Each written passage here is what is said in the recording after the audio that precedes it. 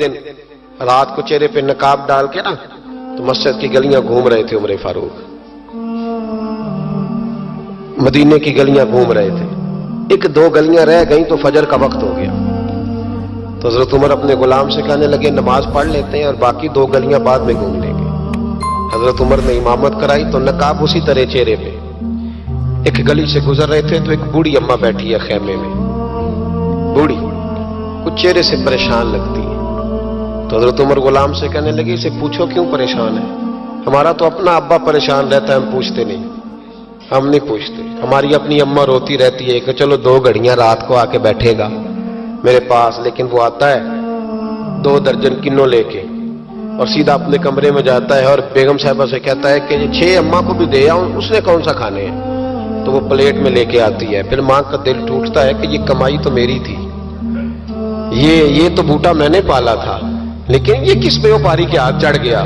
ہم تو اپنے ماں باپ کو ٹائم نہیں دیتے، لیکن جب لوگ اللہ سے ڈرتے تھے رویہ کیا تھا. حضرت عمر فاروق رضی اللہ تعالیٰ عنہ خادم سے کہنے لگے بوڑھی سے پوچھو.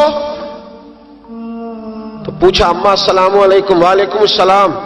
اماں کیا بات ہے؟ تو اماں کہنے لگی جاؤ دوڑو، تمہیں کیوں بتاؤں، دیہات کی سیدھی سادی بی بی، جاؤ بھاگ جاؤ. کہا نہیں اماں مہربانی کرو اندر تو آنے دو. بڑی منت کے بعد اماں مانی.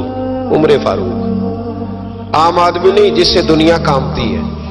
حضرت عمر اندر گئے. اماں کیوں پریشان ہو؟ تو اماں کہنے لگی تمہیں کیوں بتاؤں، میرا اپنا دکھ ہے. چل اماں بتا دے، تیری مہربانی. تو اماں کہنے لگی میں ایک بیوہ ہوں، بے اولاد ہوں، کوئی میرا سہارا نہیں. مجھے عمر فاروق سے بڑی شکایت ہے. میرے اوپر 25 دینار کا قرضہ چڑھ گیا ہے اور 3 دن ہو گئے میں نے روٹی نہیں کھائی، اور عمر نے میری خبر نہیں لی. حضرت عمر کو پتہ چل گیا لاوارث ہے، اس کا کوئی 2 4 10 ہزار ووٹ کوئی نہیں. ایک کو میکے سے 6 مربے نہیں لے کے آئی، ایک اکیلی تنہا. اور بھائی جب اللہ کا خوف ہوتا ہے تو پھر انسان ان غریبوں کو بھی مناتا ہے. پھر ریڑھی والے کی بھی اہمیت بڑھ جاتی ہے، پھر رکشے والے کی قدر بھی بڑھ جاتی ہے. حضرت عمر فاروق رضی اللہ تعالیٰ عنہ کہنے لگے اماں عمر سے شکوہ ہے؟ کہاں؟ جناب عمر کہتے ہیں میں نے ایک جملہ کہا تو اماں نے تو مجھے لاجواب کر دیا. میں نے کہا اماں عمر کو کیا پتا کہ تو بھوکی ہے اور مقروض ہے، اسے کیا خبر؟ تو اماں کہنے لگی کیا کہا تم نے؟ عمر کو خبر نہیں، اسے پتا نہیں؟ تو عمر سے کہو نا چھوڑ دے حکومت، اس کے حوالے کرے جو خبر رکھ سکتا ہے. کیوں بیٹھا ہے پھر؟ ہمارے حکمران کہتے ہیں ابھی میں صدمے میں ہوں، نکلوں گا تو بات کروں گا. نہ ادھر ادھر کی تو بات کر، یہ بتا کہ قافلہ کیوں لٹا. مجھے رہزنوں سے غرض نہیں، تیری رہبری کا سوال ہے. ہاں تجھے جواب دینا پڑے گا. حضرت سیدنا عمر فاروق رضی اللہ تعالیٰ عنہ سے اماں کہنے لگی نہیں خبر رکھ سکتا تو حکومت کیوں کرتا ہے، چھوڑتا کیوں نہیں؟ تو حضرت عمر کہتے ہیں میں کانپنے لگا. دوڑے گئے جناب عمر. میں نے کہا اس اماں کا 6000 ووٹ نہیں کہ اس کی قدر کی جائے. یہ اماں کوئی بہت آکسفورڈ یونیورسٹی کی ڈگری ہولڈر نہیں کہ اس کی بات مانی جائے کہ لاوارث اور بیوہ بی بی. عمر دوڑے گئے، گھر سے اناج کا تھیلا کندھے پہ رکھا، 25 دینار بھی لیے، پکا پکایا کھانا بھی لیا. خادم کہنے لگا حضور مجھے دے دے میں اٹھا لیتا ہوں. تو حضرت عمر فرمانے لگے چل وعدہ کر قیامت کے دن بھی میرا بوجھ اٹھائے گا.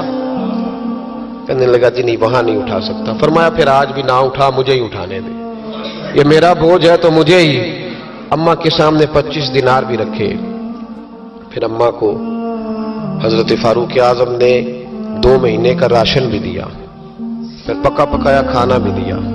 معمولی آدمی کی بات نہیں کر رہا، 24 لاکھ مربع میل کا حکمران. حضرت عمر مدینے میں بیٹھ کے کبھی للکار دے تو کیسر و کسریٰ کی ٹانگیں کانپیں. جناب عمر فاروق رضی اللہ کھانا کھلا کے اماں چارپائی پہ تھی تو عمر نیچے بیٹھ گئے. کہنے لگے اماں چل عمر کو معاف کر دے، چل جانے دے، کوئی عرض نہیں، بیچارے کو پتہ نہیں چلا. تو اماں کہنے لگی تو نے پھر عمر کا ذکر چھیڑ دیا.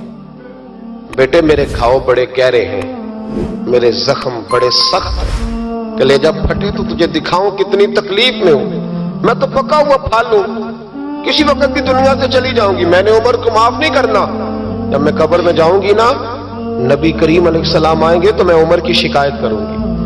میں کہوں گی حضور اس سے پوچھئے یا رسول اللہ بیوہ اور بوڑھی کا خیال ہی نہیں کیا. تو آپ کے غلام کہتے ہیں میں نے عمر کو کبھی اتنا روتے نہیں دیکھا جتنا آج روئے.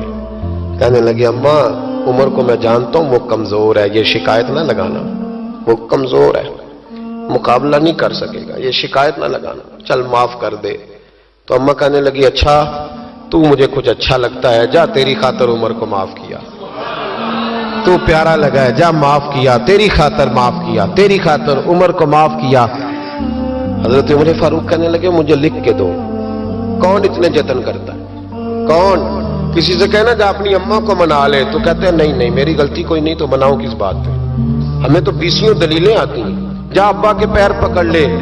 پتہ ہے نبی پاک علیہ السلام نے فرمایا جس کا باپ راضی ہوگا اسی کا اللہ راضی ہوگا، اور جس کا باپ ناراض ہوگا وہ سارا دن وظیفے پڑھے، اس کا اللہ راضی. یہ ابو داؤد شریف کی حدیث ہے. نا جی بڑی مہربانی پیسے نہ لائیے گا. اب بات سنیں، وہ بھی میں سمیٹنے کی طرف آ رہا ہوں، ختم کر رہا ہوں، آپ میری بات پہ توجہ رکھیں. عزیز بھائی، نبی کریم صلی اللہ تعالی علیہ وسلم نے جو اپنے غلاموں کی تربیت کی تو حضرت عمر فاروق کہنے لگے لکھ کے دو، لکھ دو. تو اماں کہنے لگی آپ لکھیں میں سائن کر دیتی ہوں، آپ لکھ دیں میں سائن کرتی ہوں. حضرت عمر نے لکھا فلاں بنت فلاں کو عمر سے شکایت تھی، پھر انہوں نے عمر کو معاف کر دیا. اماں سائن کرنے ہی لگی تھی، سائن کرنے ہی لگی تھی کہ مولا علی شیر خدا آ گئے، حضرت عبداللہ ابن مسعود آ گئے. اوہو عمر یہاں بیٹھے ہوئے ہو، میں سارے مدینے میں تلاش کر رہا تھا، یہاں بیٹھے ہو، وہ کچھ لوگ ملنے آئے، نکلو. اماں نے سنا کہ یہ عمر تھے تو اماں اٹھ کے کھڑی ہو گئی. آئے ہائے عمر تھے، آپ عمر تھے؟ تو جناب عمر کہنے لگے اماں تو نے جو کہا ٹھیک کہا، لیکن اپنے وعدے پہ قائم رہا، یہ ذرا سائن کر دے. اماں نے سائن کیے تو حضرت عمر فاروق فرمانے لگے علی آ گئے ہو تو بطور گواہ تم بھی دستخط کر دو. عبداللہ ابن مسعود تم بھی بطور گواہ جب سائن ہوئے تو جناب عمر نے رکا لپیٹا اور مولا علی شیر خدا سے فرمانے لگے علی یہ رکھ لو، مجھے لگتا ہے میں تم سے پہلے دنیا سے جاؤں گا، اور جب میں پردہ کر جاؤں نا تو یہ رکا میرے کفن میں رکھ دینا.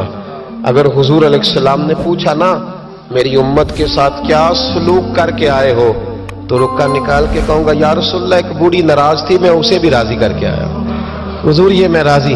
بھائی جب تک ہم اللہ سے نہیں ڈرتے معاشرہ اصلاح پذیر نہیں ہو سکتا. جب تک یہ وظیفہ پک نہیں جاتا کہ اللہ میرے ساتھ ہے اور اللہ مجھے دیکھ رہا ہے تب تک حالات بہتر نہیں ہو سکتے. جب انسان یہ وظیفہ پکا لیتا ہے تو پھر چونٹی پہ بھی ظلم نہیں کرتا.